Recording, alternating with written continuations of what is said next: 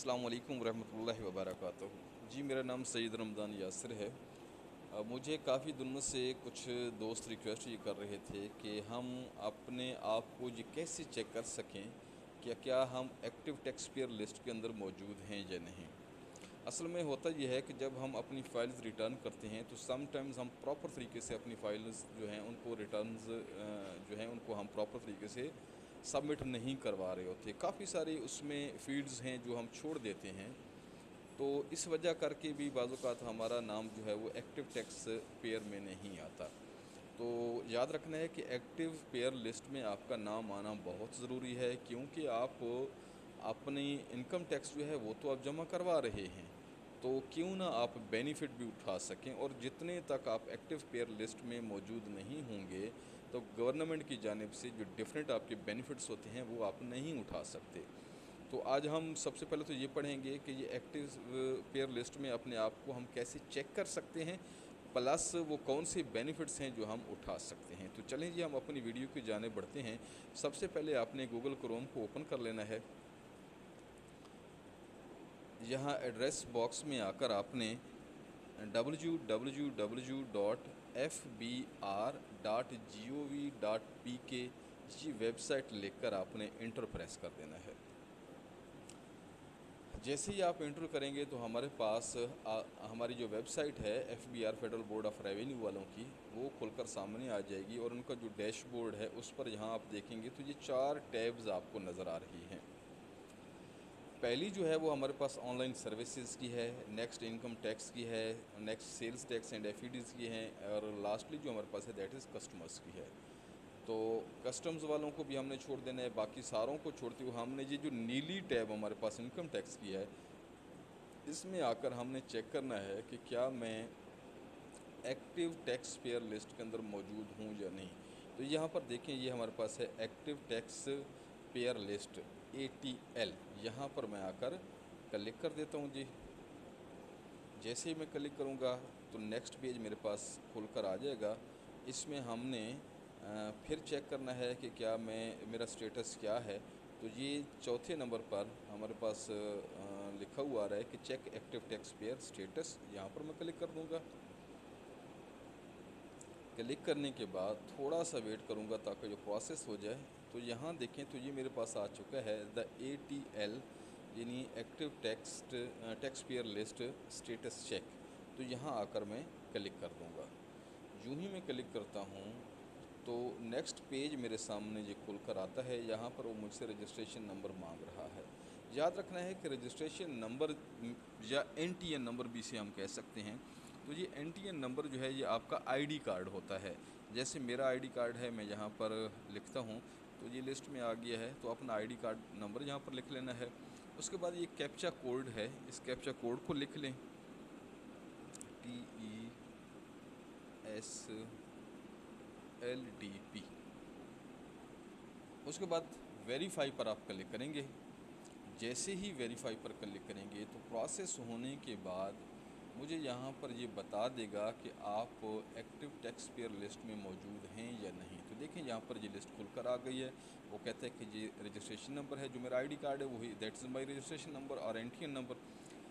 इसी तरीके से नेक्स्ट वो कहता है जी आपका नाम ये वाला है, आपका कोई बिज़नेस नेम है। फॉर से समटाइम्स हमारे पास कोई कंपनीज़ होती हैं, कोई ट्रेडर्स होते हैं, तो जो भी हमारे बिज़नेस का नाम होगा तो वो यहाँ पर लिखा हुआ आ जाएगा।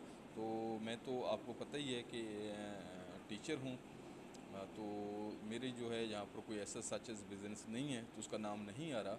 और लास्ट पर अगर आप देखें तो वो कहते हैं फिलिंग स्टेटस जो आपका है दैट इज़ आप एक्टिव हैं, मीन के एक्टिव टैक्स पेयर लिस्ट में यहाँ पर वो मुझे एक्टिव शो कर रहा है।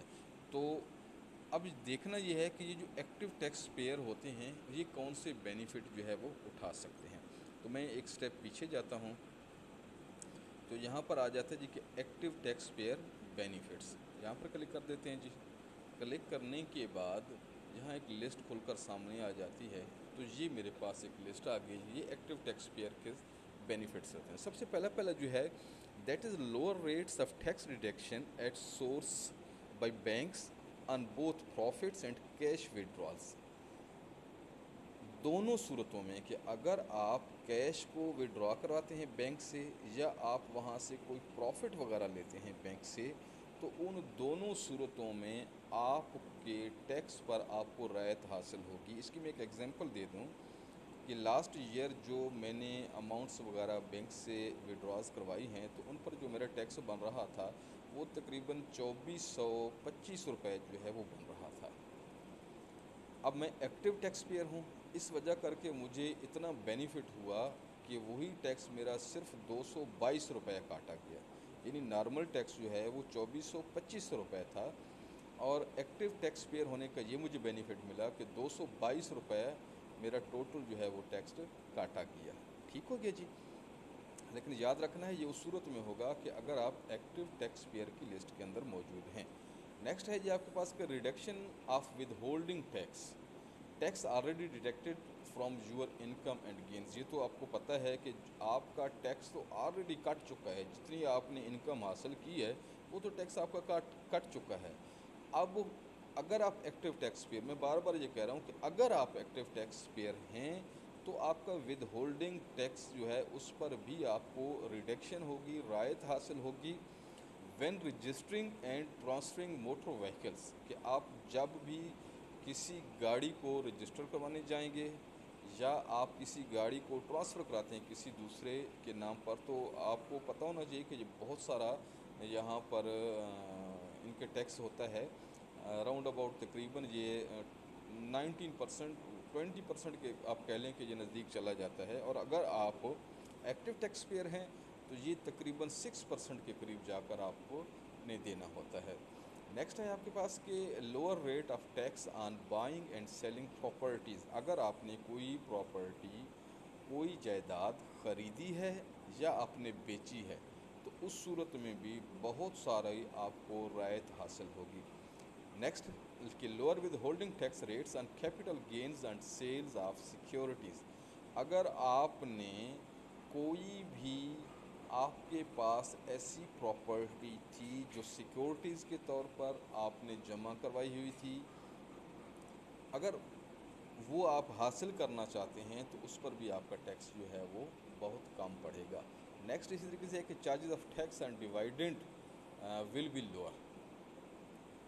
अगर आपका कोई मुश्तरका खाता है, आप ऐसा बिज़नेस कर रहे हैं या कोई ऐसी प्रॉपर्टी है कि जो आपके मुश्तरका में आ जाती है, उस पर भी आपको रायत हासिल होगी। Lower rates of with holding tax on prize bonds winning. अगर आपने कोई प्राइस बॉन्ड जो है वो विन कर लिया है, आजकल उसका तकरीबन 30% जो है वो काट रहे हैं, तो इस सूरत में तकरीबन वो आपसे 10% काटेंगे। एक्टिव टैक्स पेयर होने की सूरत में 20% जो है आपको रायत हासिल होगी।